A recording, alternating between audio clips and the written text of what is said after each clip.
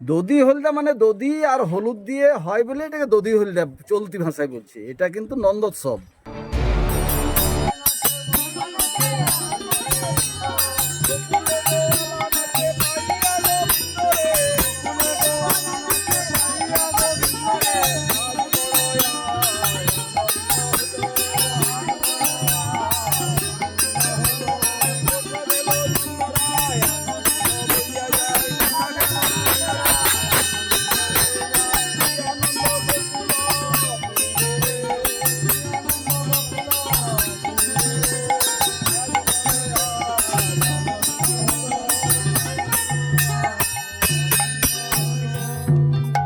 আচ্ছা, এটা দধি হলদার মানে এটা কি?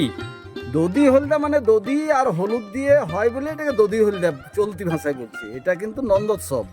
এটা গোকুলে নন্দ মহারাজ কৃষ্ণের জন্মোৎসব পালন করার জন্যে নন্দোৎসব, এটার অরিজিনাল নাম হচ্ছে নন্দোৎসব।